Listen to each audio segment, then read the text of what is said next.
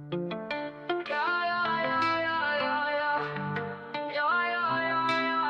wake up to the same old fight, chasing shadows in the night. Promises made, but I let them fade. Caught in the cycle, I'm feeling betrayed. Round and round, I'm losing ground. Trying to break free, but I can't see.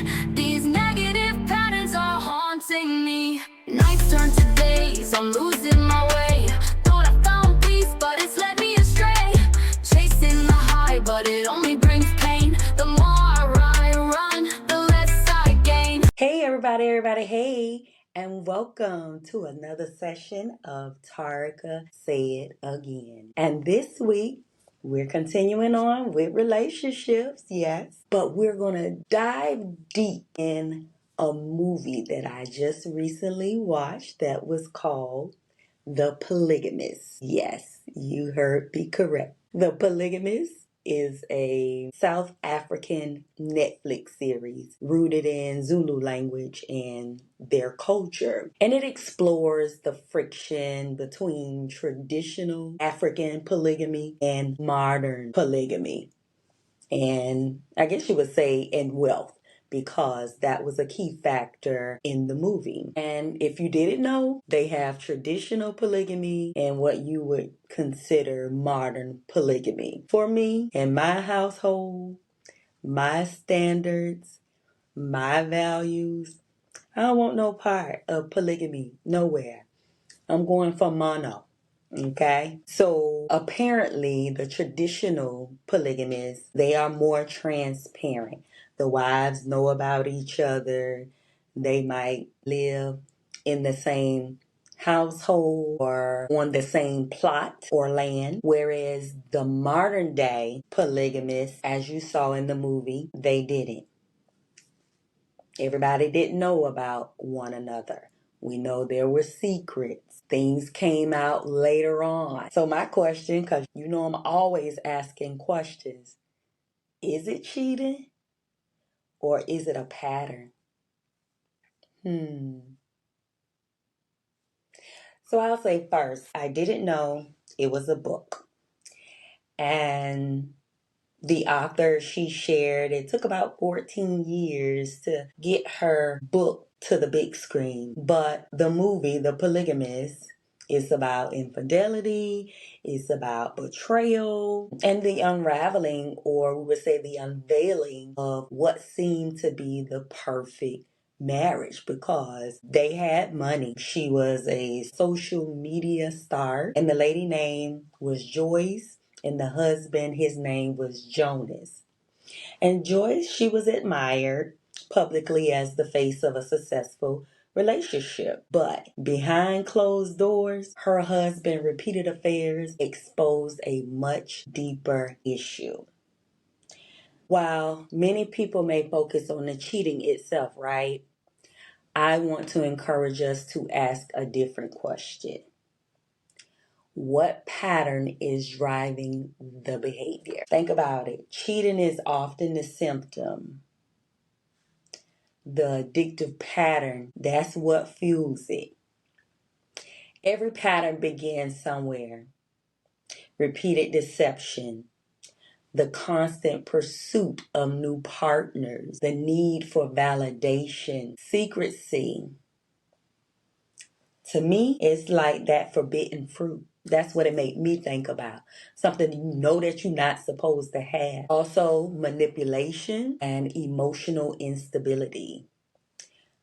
These things rarely appear overnight. They are often rooted, you could say, or embedded, but they are often rooted in unresolved trauma, learned behaviors, unhealthy family dynamics. And we talk about that often.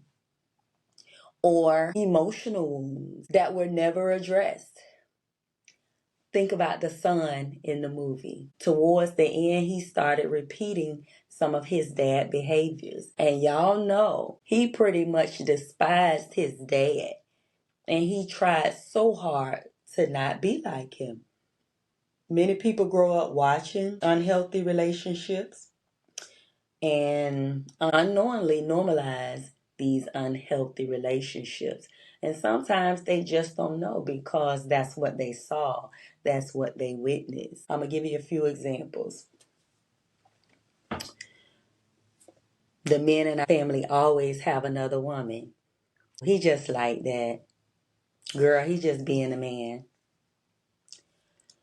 Another could be women are supposed to tolerate cheating. Let him be a man. You just stay home and do you. Continue to be a woman. Classy. Another one. As long as he provides financially, child, overlook that. I don't care. Let him do what he want to do. Now, you saw in this movie, them finances, that money got them gonorrhea. Yes, it touched the few of the ladies in the movie. That STD, it was passed to a couple of them. And then HIV being another one of the diseases that came about towards the end of the series. Look, that money, it didn't save Jonas. So when we think about addictive patterns or an addiction, we know that an addiction isn't always sex or sexual. We've talked about in past episodes that addiction doesn't always involve drugs or alcohol. But people can become addicted to other things such as validation, such as attention, such as power, such as control, such as secrecy. And there was a lot of secrets in this movie. Oh my gosh. The excitement, going back to that the excitement of forbidden relationships, y'all. You ain't supposed to be with this man or this woman. You made a vow. But the excitement of it keeps people going back. Someone may continually seek new relationships, not because they are searching for love, but because they are chasing the temporary emotional high that, say, comes from being desired. You've seen stories, you've heard stories where a woman or a man may say, he made me feel wanted. I felt desired. My husband, he wasn't paying attention to me, and I was getting the attention over here. Eventually, we know the excitement, it fades. Yep. And the cycle begins again. So it might have been you 1 year, but then another year, and some switch it up more frequent than annually. But that's just an example. Going back to Joyce, one of the main characters. Joyce,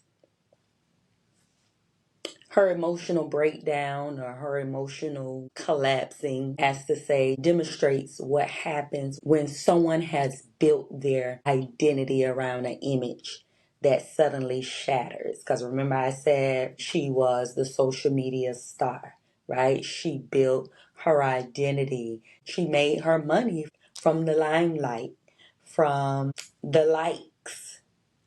So she's built her image, and then all of a sudden it shatters because your reality, your true life or story is falling apart. She was accepting some of Jonah's behaviors because of this. She didn't want to let go of the fantasy, so she accepted some of her husband's behavior. Think about it. When betrayal is repeated, many people begin questioning, was I enough? What did I do wrong? Can I trust anyone again? The pain, it often extends far beyond the affair. It challenges identity. It challenges who you are, who you stand for. It challenges your self-worth, trust, and security. Think about it. We look to our male counterparts, our significant others, our husbands as security, right? Our protectors. But in this case, Jonas, he allowed a stranger or someone else to come and infiltrate their home, their relationship, whether someone refers to them as generational curses or learned behaviors. And you know that's exactly what addictive patterns is about. The principle is similar. Think about this. What is not healed often gets repeated. It's like you got to go back. You got to learn that lesson. You didn't learn it the first time. So we got to go back and revisit it. Children learn far more from what they witness than from what they are told. Let me say that again. Children learn far more from what they witness than from what they are told. Especially if they repeatedly observe, say, dishonesty in relationships, emotional abuse, multiple partners, because I know people in couples where they bring their kids around the mistress or around the girlfriend, or you might call it an auntie, but it really ain't an auntie, or uncle, and it really ain't an uncle. Another repeated observation, disrespect. So silence around unhealthy behavior. They may unconsciously accept those dynamics as normal and recreate them in adulthood. And you hear me say all the time, some of those same things that we learn in our childhood that shapes and molds us in our adulthood. One thing from the movie that was taking me out was the son. The son witnessing his father being intimate with other women and not taking this information back to share with his mom. I just was blown. I literally was screaming at the TV, y'all, like, only if he would have this discussion. Like, tell your mama, boy, speak up, say something. And I think because boys are typically protective of their mothers, you know, I could not get over. I just was like, if he would just say something. But remember this, the cycle continues until someone intentionally decides to break it. So, a few lessons I got from this. One, when we think about public appearances, they don't reveal private realities, right? Because, take for instance, my book, you have this perfect couple, beautiful, look nice, like they got it going on the outside, but raggedy on the inside, going through it, arguing all the time, disrespect, etc., etc., etc., right?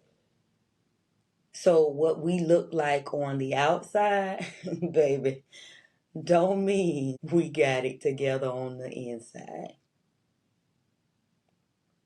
So basically, a picture perfect marriage can still be filled with hidden pain. And we definitely witnessed that from this movie. Another one, repeated behavior, as I say all the time, is rarely accidental. It's called repeated behavior. Yeah. Patterns deserve more attention than isolated mistakes. Another one, unhealed wounds, they create unhealthy decisions. And we don't want to ignore emotional pain because it often causes people to seek temporary relief in destructive behaviors. Think about the son in this movie. You can even say, think about the daughter as well. Another one, betrayal affects entire families. Infidelity impacts spouses, children, extended family, and future generations. A lot of time, as the person actually doing the cheating, they think about themselves and not the impact that it could have on the family. Just someone having a up on you, or someone knowing what's going on in your household because you're going out sharing that information. That's reckless.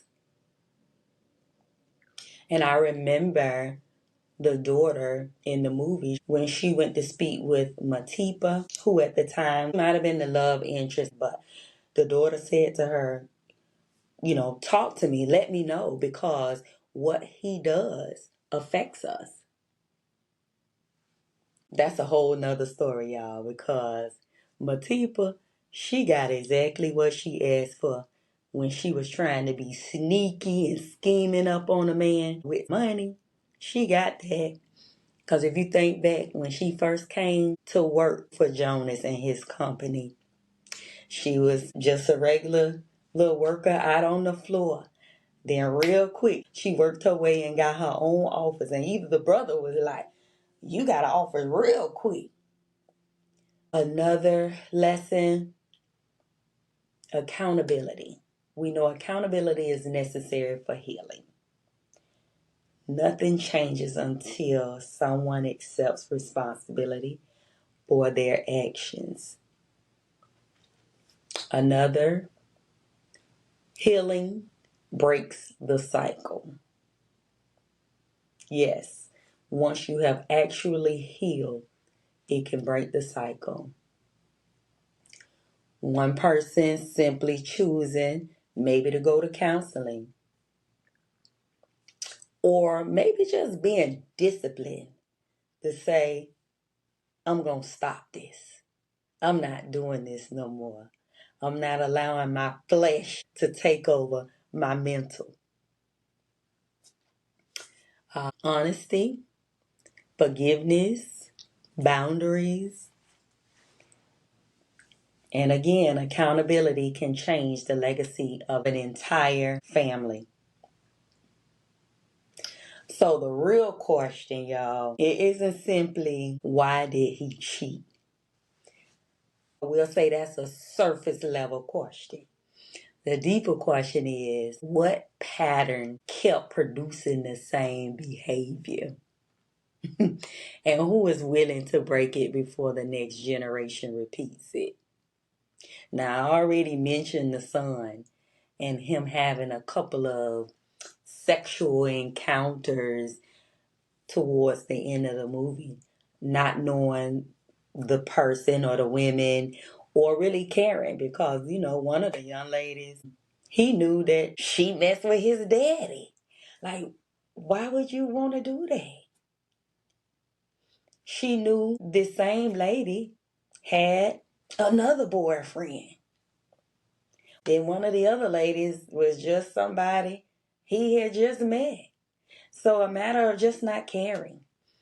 He physically was in the closet in one and another one at the darn funeral. You supposed to be at your dad's funeral and you partaking in these type activities.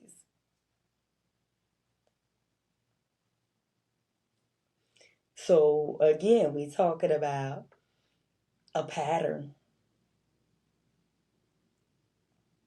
And then the secret daughter, you heard me, the secret daughter, that was another thing just threw me. They had to be quiet. That whole family had to be quiet. Hmm. So the secret daughter, she already had her psychological warfare issues going on sexually. She slept with the sister boyfriend and she didn't care. She did it on purpose. As she said, it was to get attention. She said that out of her own mouth of why she did it. So as you can hear, it was an emotional roller coaster. But in the midst of it all, you saw a lot of red flags and patterns and signs and behaviors. So, in summation, think about my book, Addictive Patterns, but not so much as far as polygamous, right? Because when we think about the African culture, that's something that's been around for a long time and it's been accepted. But when we think about our culture, that hasn't been an accepted thing. Or has it been? As I'm listening to myself, has it been? I guess we say legally, it hasn't been.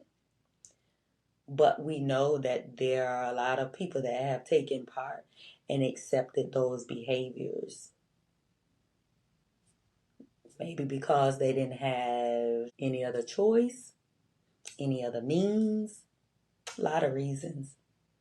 But in summation, addictive patterns focuses on identifying destructive cycles and understanding where they begin, like the root of it.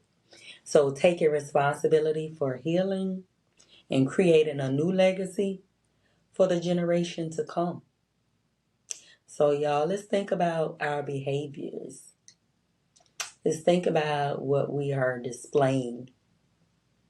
Hopefully you got something out of today's session. Please don't forget to like, share, and subscribe to iHeartRadio, Spotify, and YouTube. Have a good one.